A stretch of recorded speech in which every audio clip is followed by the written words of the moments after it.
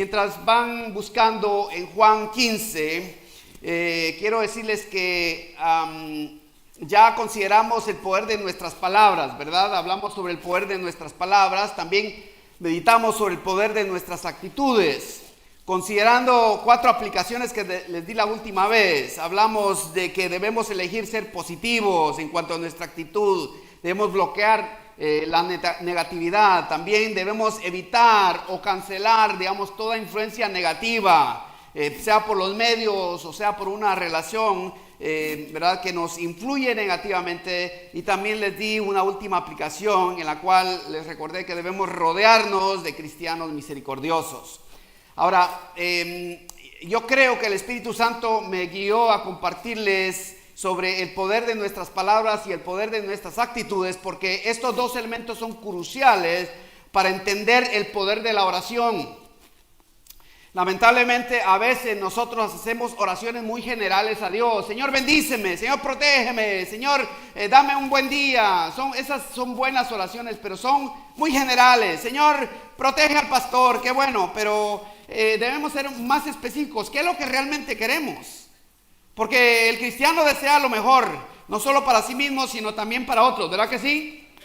Pero debemos ser más específicos. ¿Por qué? Por 2 razones. Una es porque Dios quiere respondernos específicamente a nuestras oraciones. Y segundo, porque no hay manera de saber si Dios nos respondió, al menos que veamos la respuesta específica de Dios.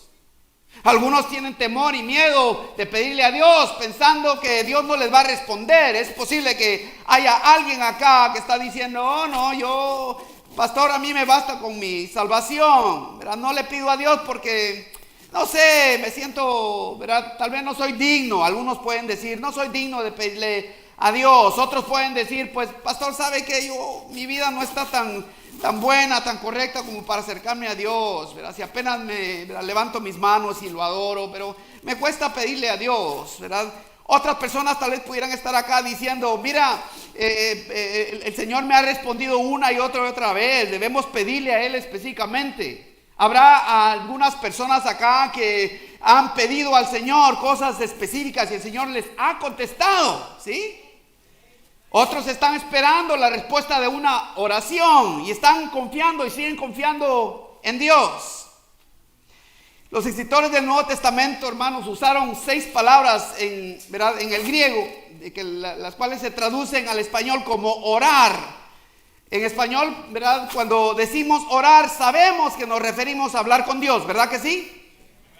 No oramos unos a otros, oramos unos con otros, pero nuestra oración es dirigida ¿a quién? A Dios, ¿sí? ¿Por qué? Porque culturalmente cuando usamos la palabra orar, sabemos a quién se va a dirigir esa oración, ¿verdad que sí? Pero los escritores del Nuevo Testamento usaron 6 palabras que eran comunes, ¿verdad?, en el ámbito secular, en el mundo, por así decirlo, que la mayoría de estas palabras eran usadas para otras cosas, no necesariamente solo para orar y acercarse a la deidad que ellos adoraban, o al Dios de Israel, si eran cristianos. En el mundo del Nuevo Testamento se usan por lo menos 6 palabras, y estas se traducen al español como rogar, implorar, pedir, invocar y suplicar. Son las palabras, digamos, que se usan en la Biblia para traducir esas palabras, ¿sí? Hoy solo quiero explicarles rápidamente, digamos, tres palabras que se usan en el griego, en el cual fue el idioma en el que se escribió la Biblia, el Nuevo Testamento, es decir. Y entonces, solo para darles a ustedes una idea para usar una palabra elegante, la etimología, o sea, el significado de estas palabras en griego. La palabra primera que estoy pensando, y de hecho era la palabra usada más comúnmente, era aiteo, que se traduce al español como pedir, ¿sí? Significa pedir con urgencia o ayuda a alguien que se le tiene confianza, ¿sí? En el Nuevo Testamento, cuando se usa en el contexto de la oración, se refiere a llevar a Dios una oración con una actitud humilde y sincera. Fíjense, con palabras se refiere a decir, hablar, abrir los labios, porque orar es hablar, ¿verdad que sí? Ahora, podemos orar con nuestra mente, sí, pero la oración se expresa con palabras, ¿sí? Entonces, aiteo da la idea, Teo, que significa Dios, ahí que significa hablar, es hablar con Dios, ¿sí? Aiteo. Sugiere que el suplicante no solo está en una posición menor al gratificador, en este caso es Dios, ¿verdad? Sino que el suplicante también, fíjese, espera pacientemente que el gratificador le responda. Aiteo incluye no solamente la urgencia de venir a Dios a pedirle algo, pero también la paciencia para esperar que Él responda cuando Él cree más conveniente responder. Y de hecho, el que más utiliza esta palabra es Mateo, ¿verdad? Mateo, por ejemplo, en Mateo 7:7, ¿verdad? Dice, pedid y se os dará, buscad y hallaréis, ¿verdad?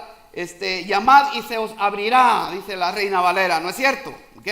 Entonces, esa palabra pedid es aiteo, ¿verdad? Pidan, oren, ¿verdad? Pidan, ¿verdad? Otra palabra, digamos, que se traduce como orar es la palabra en griego de omai, que normalmente la traducen, ¿verdad?, al español como rogar, rogar. Significa pedir fervientemente referente a una necesidad específica. Fíjense. Quien más usa esta palabra es Lucas.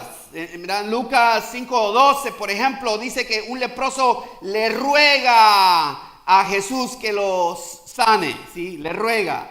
También en Lucas 10:2, que ustedes están muy familiarizados con este pasaje, donde Jesús les dice, la cosecha es mucha, pero los obreros son pocos, por tanto rueguen, o rogad, les dice, rueguen al Señor de la cosecha que envíe obreros a su cosecha, ¿sí? De omai, rueguen, es rogar. También otra tercera palabra es prosikomai. Es una palabra, ¿verdad?, en griego que se traduce también orar. Fíjense que esta palabra significa ver directamente a Dios o girarse hacia Dios, acercando, digamos, tu rostro al de Dios. ¿Sí? Prosekumai era una, digamos, cuando los escritores del Nuevo Testamento usaban esa palabra, se referían a que uno debe tener la confianza de acercarse a Dios y pedirle a Dios, como girarse a Dios y verlo a Él, ¿sí? Tener la confianza de poder girar tu rostro hacia el rostro de Dios y poder acercarte a Él. Podríamos decir, ¿verdad? Orar también significa acercarte a Dios íntimamente, o sea, acercarte con confianza, ¿sí? Mientras que las palabras traducidas como pedir y rogar se usan referente a cualquier petición, ¿verdad?, a un poder superior, por lo menos en el idioma original del griego. Los escritores del Nuevo Testamento usan esta palabra, ¿verdad?, que se traduce como orar o pedir a Dios. En otras palabras, orar es la palabra más usada referente a pedirle a Dios directamente. Fíjense. Esta palabra, ¿verdad?, prosekiumai, se saca de la palabra procurador. Nosotros tenemos la palabra en español procurador. Se parece, ¿verdad?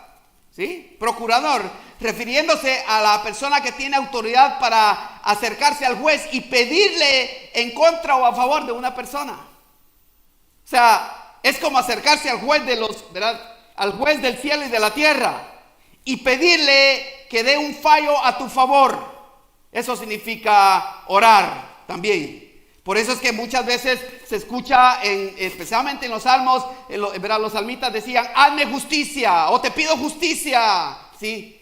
Entonces ese es el sentido, es venir a Dios íntimamente, acercarte a Él y pedirle un acto de justicia.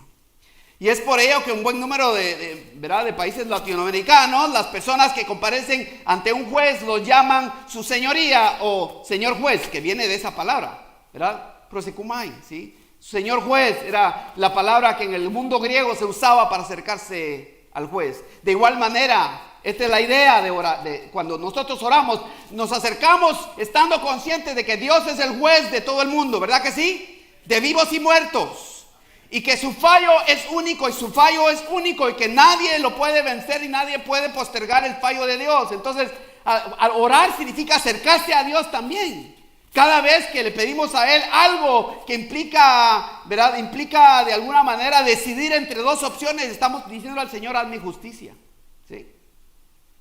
Y lo interesante es que Jesús usa la palabra más seisía, aiteo, en Juan 15, fíjense, porque era la palabra más común, más sencilla, ¿verdad?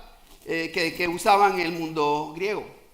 En Juan 15, Jesús usa el cuadro de la vid y las uvas y las ramas en los versículos 1 al 17, para explicarnos, fíjense, para explicarnos cómo debemos permanecer en oración y en su palabra. Todos los versículos 1 al 17 hablan acerca del fruto, pero el fruto en sí gira alrededor de permanecer con Él en oración. ¿Sí?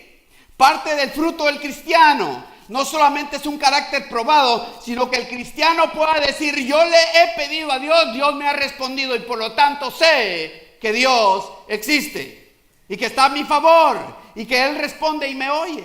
¿Sí? Ahora, de nuevo, ¿cuál es el fruto al que se está refiriendo el Señor? Bueno, el primer fruto es permanecer en Él. O sea, el fruto de todo buen cristiano es permanecer en Cristo Jesús. ¿Sí? Y también permanecer en su palabra. Es el fruto, digamos, permanecer en su palabra. Es como son los dos frutos que dan de alguna manera fruto a nuestras oraciones. Es decir, que nuestras oraciones sean contestadas. Permanecemos en Cristo y permanecemos en su palabra, porque su palabra, la palabra de Cristo y Cristo mismo son una misma cosa. Cuando hablamos de Cristo, hablamos de su palabra. ¿Verdad que sí? No andamos detrás de un Jesús imaginado o un Jesús alternativo, sino que nos referimos, cada vez que nos referimos al Señor Jesús, nos referimos al Jesús escrito en las Escrituras. Valga la redundancia. Entonces, hermanos, hoy vamos a darle atención, ¿verdad?, a los primeros 8 versículos de Juan 15, pero vamos a concentrarnos específicamente en el versículo 7. Vamos a leer la palabra, por favor. Juan 15, del 1 al 8. Yo voy a leer esta versión, que es la que uso, es una traducción literal, que es la Nueva Versión de las Américas, y dice así: en nombre del Padre, y del Hijo, y del Espíritu Santo. Jesús dice: yo soy la vid verdadera y mi Padre es el viñador, dice esta versión. Todo sarmiento o todo pámpano que en mí no da fruto lo quita, y todo el que da fruto lo poda para que dé más fruto. Ustedes ya están limpios por la palabra que les he hablado. Verso 4. Permanezcan en mí y yo en ustedes. Como el sarmiento no puede dar fruto por sí mismo si no permanece en la vid, así tampoco ustedes, si no permanecen en mí, tampoco ustedes, verso 5, permanezcan en mí y yo en ustedes. Como el sarmiento no puede dar fruto por sí mismo si no permanece en la vid, así tampoco ustedes, si no permanecen en mí. Yo soy la vid, dice el verso 5. Ustedes los sarmientos o los pámpanos. El que permanece en mí y yo en él, ese da mucho fruto, porque separados de mí nada pueden hacer. Si alguien no permanece en mí, es echado fuera como un sarmiento y se seca, y lo recogen, los echan al fuego y se queman. Ahora, el verso 7, donde vamos a concentrar nuestro tiempo, dice: si permanecen en mí y mis palabras permanecen en ustedes, pidan lo que quieran y les será hecho. En esto es glorificado mi Padre, en que den mucho fruto y así prueben que son mis discípulos. Qué linda la palabra de Dios, ¿verdad? Fíjense que lo primero que necesitamos hacer sobre el poder de la oración es que necesitamos permanecer en Cristo, ¿verdad? Por eso Jesús dice: permanece, si permanecen en mí. Él nos insta a permanecer en Él. Lo primero que tenemos que observar en esta preciosa enseñanza del Señor es que Él dice en el versículo 1: yo soy la vid verdadera y mi Padre es el viñador o el labrador, como dice la otra versión. La vid se refiere al tronco de la higuera, ¿sí? De hecho, quiero decirles que la vid, fíjense, se seca aproximadamente por 4 meses durante la temporada de frío. Se seca. Cada vez que ustedes manejan, digamos, al norte, particularmente al norte, como también, digamos, hacia los desiertos del este, acá de California, van a encontrar muchos viñedos. Y una de las cosas que ustedes observarán, que a partir aproximadamente de noviembre, se secan, ¿sí? La vid se seca. Entonces, pasa aproximadamente 4 meses durmiendo, ¿sí? Después, más o menos como unos 2 meses después, la podan, ¿sí? Y luego, aproximadamente en febrero empieza a florecer y después, claro, hay varias uvas. Ustedes saben, varias cosechas de uvas, por lo menos acá en California hay varias cosechas de uvas, ¿sí? O sea, no todas vienen al mismo tiempo. Algunas, hay una cosecha en marzo grande, y luego hay una cosecha en verano grande, luego una cosecha al final de verano, a principio, digamos, de otoño.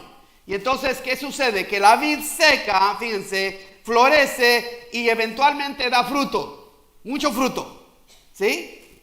¿Cuántos de nosotros nos gusta comprar uvas? ¿A alguno le gusta comprar uvas? Unos cuantos, ¿verdad? Ok, los demás no necesitan ayuda con la digestión. Lo que tenemos que comprender es que la vid siempre permanece. Fíjense, la vid siempre permanece. Siempre. Ustedes, de nuevo, si manejan por un viñedo, se dan cuenta que el viñedo cambia, pero la vid siempre está allí, siempre es permanente. Es un tronco viejo, un tronco de alguna manera experimentado, ¿sí? Y mientras más pasa el tiempo, la vid se engruesa, se hace más gruesa. ¿Se dan cuenta? ¿Qué es lo que no permanece en la vid? Bueno, el fruto, porque el fruto es temporal. Refiriéndose a que la gran mayoría de nuestras peticiones de oración son circunstanciales o temporales, ¿no es cierto? ¿Sí? Casi todas las oraciones son para un cierto tiempo. Dame un trabajo, ¿sí? Y después que encuentra el trabajo, ¿sigue pidiendo por trabajo? No, ¿verdad? O sea, las oraciones que son el fruto de permanecer en Cristo Jesús y en su palabra son temporales. ¿Se dan cuenta? Pero hay algo que, digamos, pudiera no permanecer. Miren el versículo 2. Noten, por favor, además del fruto, dice, todo pámpano, dice la Reina Valera. Esta versión dice, todo sarmiento que en mí no da fruto lo quita, y todo el que da fruto lo poda para que dé más fruto. O sea que hay, además del fruto, pudiera ser que un cristiano o alguien, digamos, que viene a la iglesia pudiera en algún momento apartarse o, digamos, o dejar de dar fruto. Y dar fruto incluye no solamente crecer, como antes dije, en carácter, pero también significa que oremos y veamos las respuestas a nuestras oraciones. Si normalmente no pensamos en las oraciones como nuestro fruto, porque orar requiere carácter probado, ¿verdad que sí? Orar requiere fe, ¿verdad que sí? Y orar requiere confianza en Dios, ¿verdad que sí? Y orar significa también, de alguna manera, tener paciencia para esperar en Dios. O sea, orar no es para gente enclenque y débil. Orar es para aquellos que realmente tienen fe y que confían en Dios y que están dispuestos a esperar hasta que Él haga manifiesta esa oración, ¿sí? La Reina Valera dice, todo pámpano que en mí no lleva fruto lo quitará, y todo aquel que lleva fruto lo limpiará para que lleve más fruto. Es decir, noten por favor que el pámpano, o sea, la rama, de todos modos va a perder algo. Y esto significa, hermanos, esto significa que quedarnos, digamos, pegados a Cristo Jesús implica pasar por ciclos de la vida en la cual perdemos algo o damos el fruto, ¿verdad? Y alguien lo saborea, ¿verdad que sí?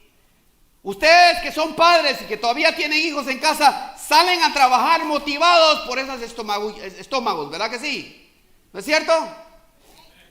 Y ustedes que ya no tienen hijos en casa, pues están motivados para retirarse en algún momento, aunque no me digan amén. Sí. Y los que están retirados, de igual manera, ¿verdad? Le ruegan a Dios que ese chequecito que le llega le alcance. ¿Verdad que me dicen amén? Los hermanos retirados. ¿Verdad que sí? Entonces debemos entender de que orar, digamos, estar, apegados a Cristo Jesús, o ser el pámpano o la rama fructífera, implica que Dios va a quitar algo, implica que nos va a podar para que demos mejor fruto la próxima ocasión, o nos va a cortar si no estamos dando fruto. Pero no hay opción. O damos frutos y nos quedamos pegados a la vid, o no damos frutos y nos cortan porque somos inútiles. ¿Sí? Inútiles. ¿Okay? Sin utilidad. Las ramas se llaman sarmientos o pámpanos, fíjense, porque son ramas fructíferas. Fíjense que en el idioma original, en el griego, este tipo de rama no es cualquier rama. Este nombre solo se le da a la vid. Por eso la Biblia en español la traduce como sarmiento o como pámpano, porque el sarmiento o el pámpano es la rama de la uva. Ningún otro árbol tiene sarmientos, por lo menos en el griego. Ningún árbol tiene pámpanos, solo la vid. Y este cuadro es maravilloso porque hace una separación, fíjense, entre la rama fructífera y el fruto. Nosotros, hermanos, no somos lo mismo que nuestra oración contestada. La oración contestada es el fruto de nuestra fe y nuestra confianza en Cristo y en estar apegados a Él y a su palabra. La vid es el tronco que siempre permanece, es Jesús. El sarmiento o el pámpano es el cristiano que permanece si no es removido del tronco por no dar fruto. Y el fruto es el segmento, digamos, en este segmento de Juan 15, son las oraciones contestadas, como antes lo mencioné, ¿verdad? Y de igual manera sabemos que hay mucho más fruto, porque si le seguimos leyendo, digamos, desde el versículo 9 al 17, Jesús está diciendo que hay otro tipo de fruto, no solamente en nuestras oraciones, sino también nuestro amor unos por otros. Ese también es fruto. O sea, una persona que está conectada a Cristo Jesús no solo tiene la confianza de venir a pedirle a Dios con confianza por sus horas, ¿verdad? Por las motivaciones que, digamos, que quiere pedir, pero también esa persona ama a los hermanos. O sea, una persona no puede venir a pedirle a Dios y odia a su hermano. ¿Aló? ¿Sabes qué va a hacer Dios? Va a reprender a esa persona y no le va a contestar. Algunos de ustedes Dios no les contesta porque todavía llevan odio en su corazón o llevan un rencor y no han perdonado completamente. Y Dios está reteniendo muchas oraciones precisamente por la amargura que a veces nosotros permitimos en nuestros corazones por no perdonar a alguien. Debemos amar a nuestro hermano de igual manera. Es la única manera. Debemos pedirle al Señor con confianza, pero esa confianza está anclada en el hecho de que también amamos a nuestros hermanos. Y si tú estás acá o no estás acá, y si todavía tienes un rencor contra tu hermano o tu hermana, entonces primero que nada tienes que arrepentirte. Venir a confesar tu pecado a Él y acercarte a tu hermano o a tu hermana y pedir perdón, o pedirle que se explique si no de tal persona. De lo contrario, vas a estar como los discos rayados. Ahora, algunos de ustedes, ¿verdad? Están muy chavalos para recordarse los discos, los de long plays, aquellos de plástico, ¿verdad? Sí, los jóvenes, yo digo que de 25 para abajo, ellos piensan que los long plays son los que están en el museo. Para la mayoría de nosotros eran los que... Sí. Y los pachangueros tenían un montón de discos antes de esos, ¿verdad que sí? Entonces, sí, entonces lo que pasa es que si no pasamos, digamos, si no sabemos cómo pedirle al Señor, si no entendemos de que parte de la condición o parte del fruto de permanecer en Él y permanecer en su palabra es también amar al hermano o a la hermana, entonces esas oraciones van a estar estancadas ahí como disco rayado. Y vas a parecer disco rayado. Y vas a pedirle 1000 veces al Señor y 1000 veces Él te va a decir, ve y arrepiéntete y ve y resuelve tu problema. Si Jesús hubiera escogido, fíjense, notemos, porque la poda no es opcional. Jesús tiene que cortar. Si Jesús hubiera escogido la parábola de la higuera, por ejemplo, la poda no existiría porque la higuera no necesita poda. La higuera da fruto, sea como sea. La poden o no, siempre da fruto. Pero la higuera sí necesita ser podada. Pero él escogió la vid porque la vid tiene un ser, digamos, tiene que ser podada 2 meses después de que da fruto, a fin de que la próxima ocasión pueda dar fruto de nuevo. Eres maestro o maestra de escuela dominical, de adolescentes, de jóvenes, de adultos. Bueno, cada vez que vengan pruebas en tu vida, recuerda que Dios te está podando para que enseñes mejor. Eres predicador en la iglesia o facilitador de la palabra en un grupo familiar, tienes que ser probado. Ahora, esto no significa que los demás no son probados, porque ahorita están diciendo, ay, bendito Padre, que no soy predicador. No, a ti también te pasan el cuchillo, Esos nada más son ejemplos. Lo que pasa es que no tengo tiempo para una lista acá y describir cada responsabilidad de ustedes. Pero a todos, hermanos. Pero para aquel que facilita la palabra de Dios, la poda es más notable, ¿sí? Pero si te apartas de Cristo, Dios no querrá limpiarte para una obra más poderosa. Más bien, te va a cortar. Hay algunas personas que están sentadas acá, que están pensando, en lugar de entrar más de lleno a la obra de Dios, están pensando en tirar la toalla.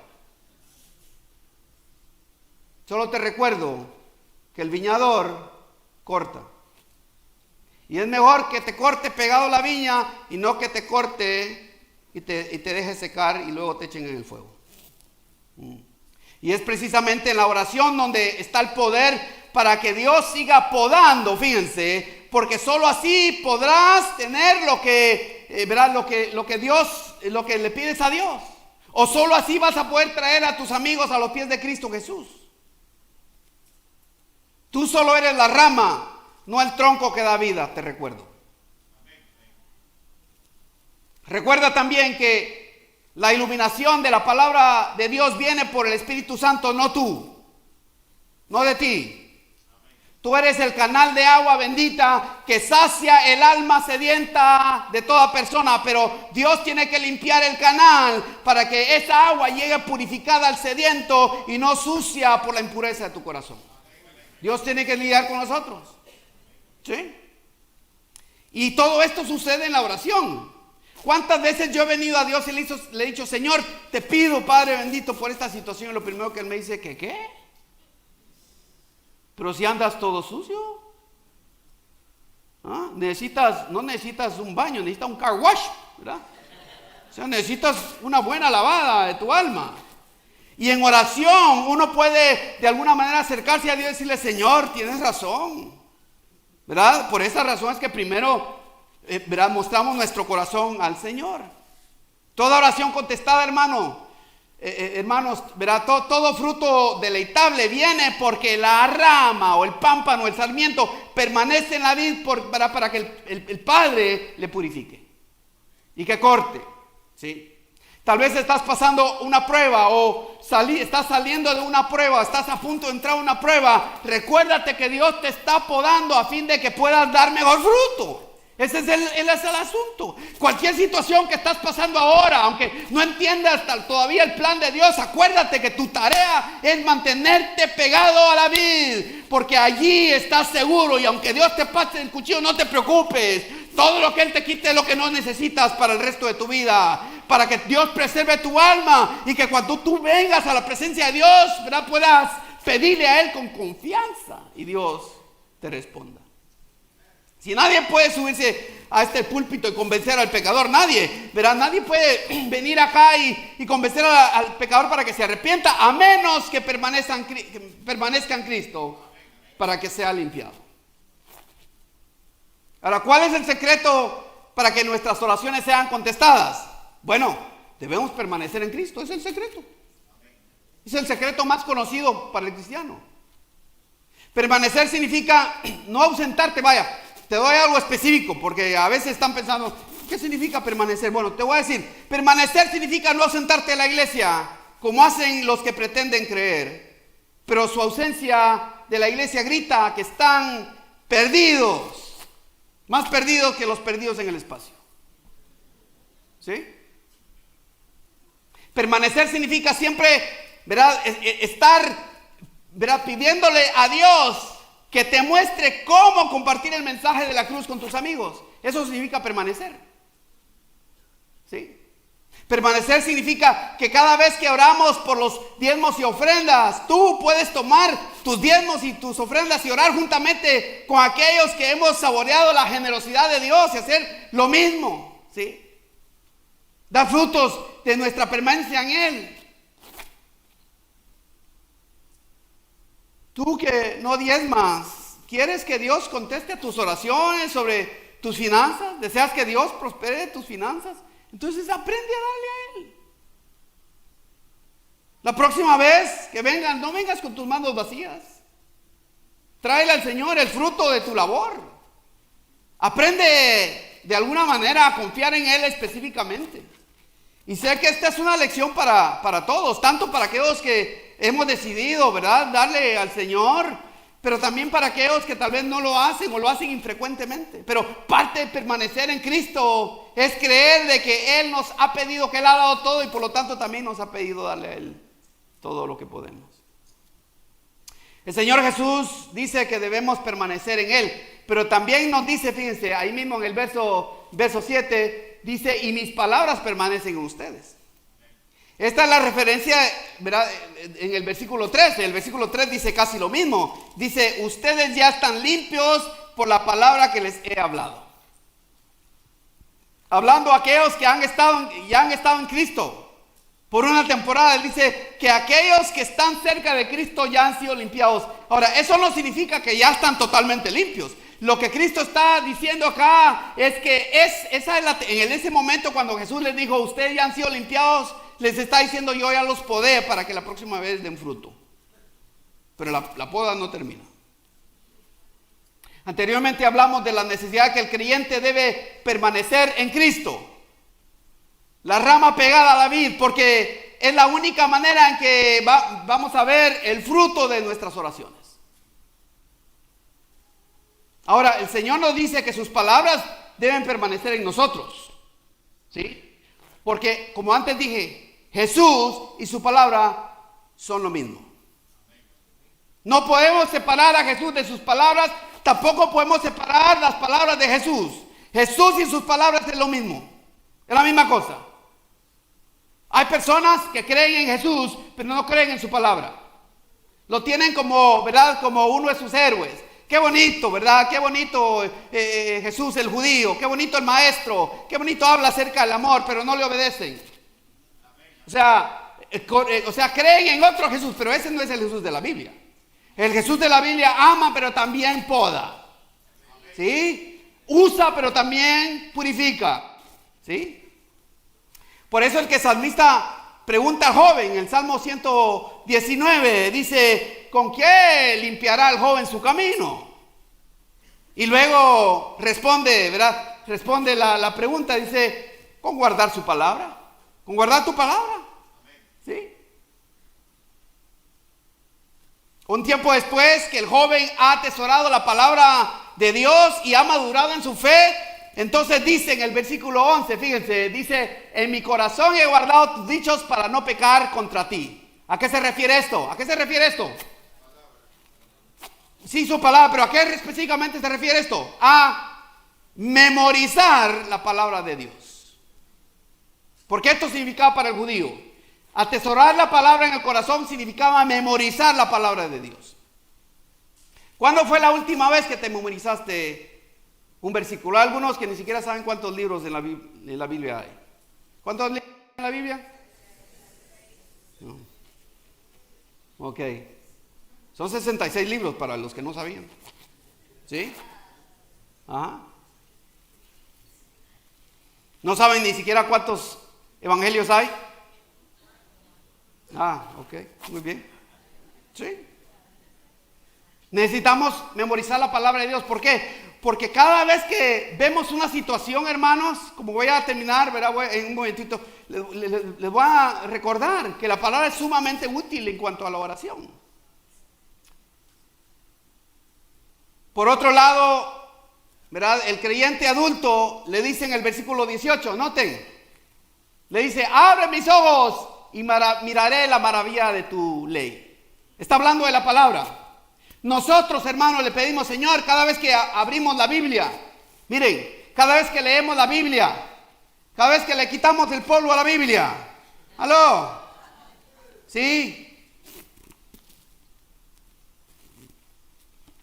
Le decimos al Señor que abra nuestros ojos espirituales para comprender la palabra de Dios, ¿sí? Mientras tanto, el anciano, fíjense, que ha caminado muchos años con Cristo Jesús, toda su vida, dice al Señor, lámpara es a mis pies tu palabra y lumbrera a mis caminos. ¿Se dan cuenta? Desde el joven, el adulto, hasta el más anciano, todos nos anclamos en la palabra de Dios. Si el poder de la oración está anclado en las promesas de Dios, no en tu desesperación, que buscas solo la misericordia de Dios.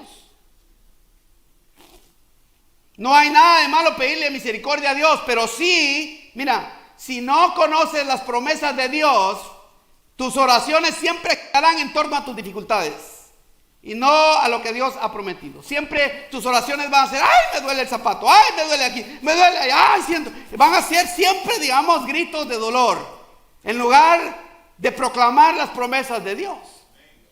Si las oraciones más poderosas son las que vienen acompañadas de la palabra de Dios. Un creyente puede orar diciendo, yo sé que casi no oro, pero hoy me siento morir y por eso te pido que me ayudes porque me siento desesperado y no sé qué hacer. Otro creyente en la misma situación le dice, Señor, vengo a ti como lo hago cada momento que me siento feliz o me siento angustiado. Hoy me siento morir, pero vengo a ti con toda la confianza porque sé que me escuchas. Y no dice tu palabra, aunque ande en valle de sombra y de muerte, no temeré mal alguno. Noten la diferencia entre estas oraciones. La persona que tiene la palabra de Dios en su corazón, la habla en el contexto de su oración a Dios. Cuando nosotros traemos a memoria nuestras, digamos, las promesas de Dios, le estamos diciendo, lo dijiste, tú lo dijiste, y tú me prometiste, y por eso no vengo en mis méritos, sino que vengo en el mérito de tu Hijo Jesucristo, por medio del cual en Él sus promesas son sí, sí y amén. Y por lo tanto, Señor, te pido con confianza, porque tú siempre me escuchas y tú siempre me respondes cuando te pido, y por lo tanto me acerco a ti con toda la confianza. Qué diferencia enorme, ¿no es cierto? ¿Cuál es de los dos crees que va a levantarse confiado de que Dios va a responder? El que tiene la promesa de Dios. Y aunque Dios le responda a los dos, porque Dios es misericordioso, pero el que tiene las promesas de Dios sabe, puede levantar su rostro, levantarse, ¿verdad?, de su lodo cenagoso, de su situación, y confiar en Dios. Por eso el Señor dice en el versículo 4, nota, permanezcan en mí y yo en ustedes. Como el sarmiento no puede dar fruto en sí mismo si no permanece en la vid, así tampoco ustedes si no permanecen en mí. ¿Ve? Y luego, no solamente eso, sino que en el versículo 5, el Señor afirma quién es Él, quiénes somos nosotros, cuál es la tarea, cuál es la meta y cuál es la condición. Noten, por favor, versículo 5 dice, yo soy la vid, hablando de quién es Él. Y ustedes los sarmientos o los pámpanos, o sea, refiriéndose a quiénes somos nosotros. El que permanece en mí y yo en Él, esa es nuestra tarea y la de Él, ¿no es cierto? Es permanecer. Ese da fruto, esa es la meta. Porque separados de mí nada pueden hacer, esa es la condición. Es bien sencillo. Amados, si no permanecemos pegados a Cristo y nos distanciamos de Él, las consecuencias son horrendas. Las consecuencias es un hermano desanimado, un hermano desamparado, un hermano desmoralizado, un hermano deprimido, un hermano con ansiedad clínica, un hermano enfermo mentalmente y físicamente, ¿sí? Por eso debemos tener cuidado. Noten el verso 6 de nuevo. Si alguien no permanece en mí, es echado fuera como un sarmiento y se seca. Y lo recogen y lo echan al fuego y se quema. ¿Sí? Así que la promesa no es para quienes, mirad, no es para quienes vienen a escuchar la palabra de Dios de vez en cuando a la iglesia. Solo cuando escuchan la alarma y se cambian y vienen a la iglesia porque pues escucharon la alarma y durmieron bien tal vez, o se sienten contentos, o yo qué sé. Tampoco la promesa es para quienes dicen, me gusta oír la palabra y me gusta asistir al grupo familiar, pero no creo que sea tan necesario ser tan fanático como los demás. Es que mucha onda, qué mala onda, ¿verdad? Así no, ¿sí? Bueno, la promesa no es para quienes buscan cualquier razón para estar lejos del Señor. Lo siento. Con razón, hay mucha gente que no piden porque no tienen fe, no están cerca de Dios. La promesa es solo para quienes permanecen en Cristo diariamente y momento a momento. ¿Qué promesa? Noten lo que Dios, el Señor Jesús dice claramente. Dice, pidan lo que quieran y les será hecho. Sí, ahí está una promesa. ¿Verdad? Ahí está una promesa. El que tiene confianza viene a Jesús y le dice, Señor, tú dijiste en Juan 15:7 de que tú, ¿verdad? Si yo permanezco en tus palabras, entonces dices que yo pida lo que quiera. Así que me acerco a ti, Señor. ¡Aló! Señor. ¿Sí? Quien permanece en Cristo cada momento de su vida puede acercarse a Dios confiadamente. ¿Verdad? O sea, quien es fiel al Señor, noten, quien es fiel al Señor puede pedirle a Dios con toda confianza, porque tal creyente tiene la promesa de que es escuchado por Dios, y solamente eso, sino que Dios también le contesta. Ahora, de vez en cuando Dios dice, todavía no. Hay veces que Dios también dice, no, eso no te conviene. Y a veces que Dios dice, sí, ahí te lo mando. ¿Verdad que sí? O díganme ustedes que no es lo mismo que hacen con sus hijos. O le dan todo a ustedes a sus hijos, ¿ah? O tal vez usted fue muy pobre allá y dice, no, a mi hijo le voy a dar todo porque yo fui pobre. ¿Ah? Y ese niño es berrinchudo más que tú, porque le das todo. El padre tiene discernimiento. Tiene que darle al niño lo que necesita. Cuando tiene que esperar al niño y cuando le tienes que decir no. Como hacíamos con mi esposa cada vez que íbamos, digamos, a algún supermercado o alguna tienda, o en fin, le decíamos, oigan, no les vamos a comprar nada porque no tenemos dinero. A ver, ¿qué les dijimos? Que no nos vas a comprar nada. All right. ¿Creen ustedes que nuestros hijos nos pedían? No nos pedían, porque ya sabían que no les íbamos a comprar. Y a veces teníamos el dólar ahí, pero no les compramos para que aprendieran, porque un día necesitarían esa misma paciencia para esperar en Dios. ¿Aló? Quien tiene una relación tierna, una devoción diaria, una dependencia total con su Salvador, tiene los oídos del Señor cerca de sus labios. Dios acerca su oído cerca de tus labios. Miren lo que dice la palabra de Dios en Hebreos 4:16. Dice, por tanto, dice, acerquémonos con confianza al trono de la gracia para que recibamos misericordia y hallemos gracia para la ayuda oportuna.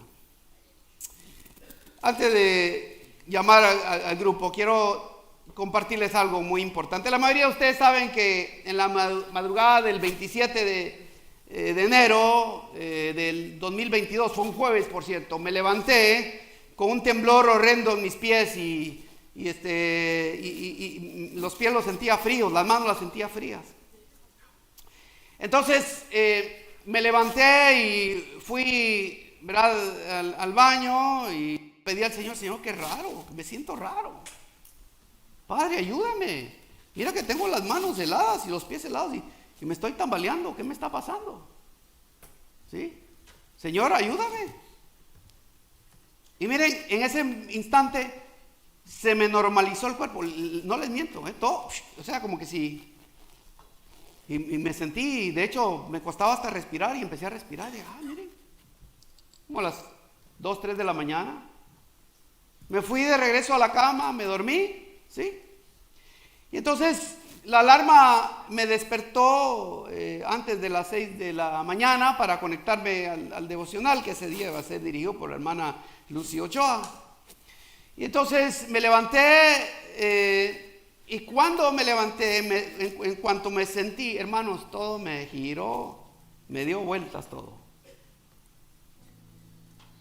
Entonces vi a mi esposa y dije, creo que tengo que ir al hospital.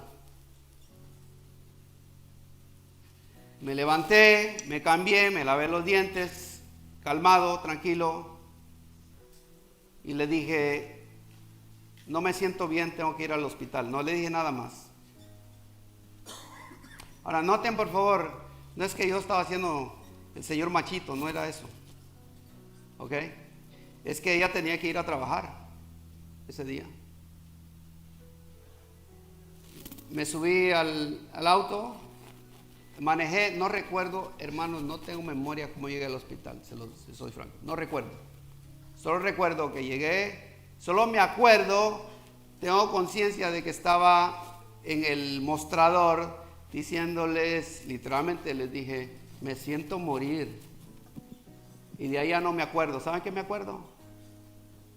Me acuerdo cuando vi unas planchas de metal que dijeron, ya volvió en sí. Yo me había muerto. ¿Sí? Tuve un paro cardíaco, de los peores que puede darle a las personas. Honestamente, yo no debería estar acá. Les digo, humanamente hablando, médicamente hablando, yo no debería estar acá.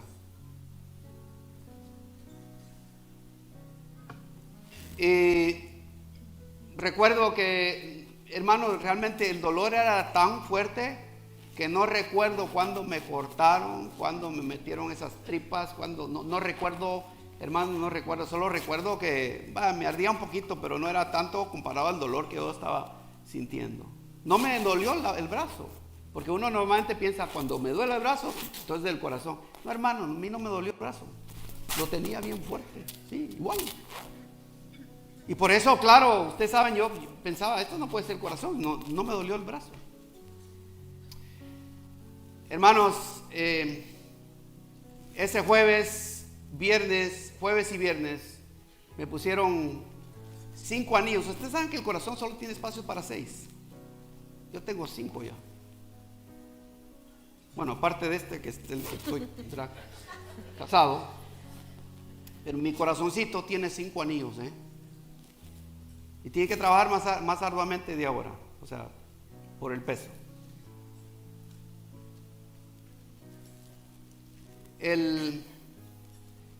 Entonces, ustedes, bueno, oro al Señor que a nadie le suceda, obviamente, pero les cuento, esta es mi historia.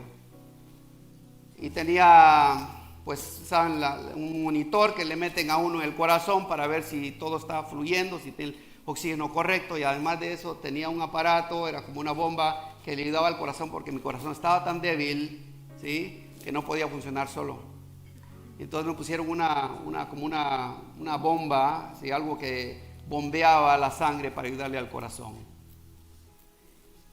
Y ese jueves por la tarde me empezó a doler como ustedes no se imaginan, era un dolor permanente, y no podían ni siquiera medicarme porque si me medicaban corrían el riesgo de que también pateara la cubeta de nuevo. Entonces no me medicaron, así que me tuve que aguantar el dolor. Mi esposa no sabía, de hecho, hasta en la tarde, que ella anduvo ahí diciendo, ¿dónde está mi marido? Porque resulta que me enviaron a un hospital y de ahí del hospital me enviaron a otro, porque el lugar donde me enviaron, el cual fui originalmente, no tenían ningún cardiólogo, mucho menos, digamos, un laboratorio de esos aparatitos que le meten unos a uno, ¿verdad? Los stems. En la tarde, pues como pude, pues hablamos, por fin. Llevaba mi teléfono, por fin, hermanos, pude hablar. Y le dije, mija, lo siento, tuve un ataque cardíaco. Y aquella pues se deja venir de allá del trabajo y va y me anda buscando. Era el tiempo de la pandemia cuando no dejaban entrar a nadie. Así que no le dejaron entrar a ella. Por puro FaceTime, ¿verdad? Por video nada más ahí. Aquí estoy, mira, imagínate todo el tripero ahí metido ahí. El viernes me pusieron, la jueves me pusieron 3 anillos, el viernes tengo que ponerme otros 2 porque se dieron cuenta que tenía otras arterias bloqueadas. ¿Se imaginan ustedes? Y a puro crudo, así nada de que anestesia ni nada, ni chicharras, como dicen por ahí donde. El dolor horrible. Bueno, el sábado me dijeron que me iban a quitar la bomba porque el corazón tenía que aprender a trabajar por sí solo. Y el médico me dijo, te va a doler. Ay, le dije, bendito Padre, si ya me duele y no aguanto. O sea, ¿qué tipo? O sea, este es ya suficiente dolor, ¿sí? Hermanos, pues sí, me hacía lo puro crudo, pues ustedes saben, me sacaron la tripa esa de la bomba. Hermanos, era un dolor terrible, terrible. Y después de eso, ¿saben qué hacen ellos? Le ponen a un peso para que la sangre cierre ¿verdad? La herida, no solo la vena, sino la herida, y no le dan nada a uno. ¿Saben qué me pusieron a mí? Una piedra fría. A mí no les miento, una piedra fría. Hermanos, yo gritaba, créanme, yo gritaba como desesperado, gritaba y decía, Señor, ayúdame, Señor, ayúdame, mi dolor, Señor, ayúdame. Ahora yo gritaba desesperado y le decía, Señor, tus promesas dicen que por la llave de Cristo Jesús nosotros hemos sido sanos. Ayúdame, esa es tu promesa, pues no aguanto. Yo gritaba, ¿verdad? Pareciendo, pero créame que no me quejo tanto. Sí me quejo, ¿verdad? Pero esa vez el dolor era tan terrible que no podía más que quejarme con Dios. Y le decía, ayúdame, oh Dios, ayúdame. Y entonces le dije al Señor, Señor, por lo menos quítame el dolor que no lo soporto. Y en ese momento pasa una señora chaparrita, así media, su cabello un poco onduladito, así. Pasa, ¿verdad? Y se queda viendo así. Y deja su carrito y se regresa. Y me dice, don Enrique, míreme. Y yo le dije, sí, le digo, no puedo hablar, el dolor. Me dijo, mire, cálmese. Ya se le va a ir el dolor. Míreme, ya se le va a ir el dolor. Y me tomó la mano. Y el momento que me tomó la mano, hermanos, no les miento, el dolor se me fue, pero así, inmediatamente. Inmediatamente, no les miento. Ahora, noten, porque la historia no termina ahí. Yo ¿verdad? De alguna manera como me pongo a pensar, ¿no? Y luego miré al médico y a la enfermera que todavía están ahí, ¿verdad? Como que si estuvieran disfrutando de toda la tortura que a uno le dan, ¿verdad? Por lo menos uno así lo interpreta, porque están ahí platicando, así sonriéndose ellos. Y entonces le dije, ¿ya se me fue el dolor? El médico, qué bueno. Eso fue lo que me dijo. Entonces, ¿verdad? me dejaron salir estuve ahí como unos 6 días, 6 noches yo creo, 7 días más o menos, me dejaron salir. Una semana después resulta que se me llenan los pulmones de agua, porque ese es un problema para el que ha tenido un paro cardíaco, que los pulmones tienden a llenársele de agua, porque no está procesando el oxígeno bien. Y mi esposa me tiene que llevar de nuevo. Fue un domingo en la noche. Me lleva de nuevo y me tiene que internar. El lunes, fíjense, que estoy ya en cuidado intensivo de nuevo, llega el mismo médico y la misma enfermera que me habían, digamos, por así decirlo, sacado los aparatos. Y le dije, me siento mejor. Y ya me examinaron y le dije, me siento mejor. Mire, doctor, quería pedirle por favor, ¿quién fue la señora que se acercó a mí el sábado que ustedes me removieron todos los aparatos? quisiera agradecerle por todo su favor. Porque Dios la usó, y le estoy diciendo así, Dios la usó para quitarme el dolor, y me sentí mucho mejor en el momento que ella me tocó. Hay algo en esa persona, yo creo, le digo que es una creyente en Cristo Jesús. Y entonces el médico se volteó con la enfermera y me dijo, nadie entró mientras nosotros estábamos ahí. Gloria a Dios. Le dije, no, pues yo la vi. Me dijo, mire, ¿saben qué me dijo el doctor? Me dijo, a lo mejor estabas alucinando. Hermanos, después le dije a mi esposa, ¿sabes qué? La señora esa tenía acento salvadoreño, era un ángel salvadoreño, mira. Un ángel salvadoreño. Le dije, mira, yo no sé en qué situación estás, pero te puedo decir que las promesas de Dios, si permaneces en Él, son sí, sí y amén para aquellos que creemos en Cristo Jesús. Y yo estoy acá, producto de las oraciones, no solo de ustedes, de esta mujer que desesperadamente le rogaba al Señor que el Señor me levantara de nuevo. Y aquí estoy predicando la palabra de Dios. Gloria a Dios por ello. Gloria a Dios por ello.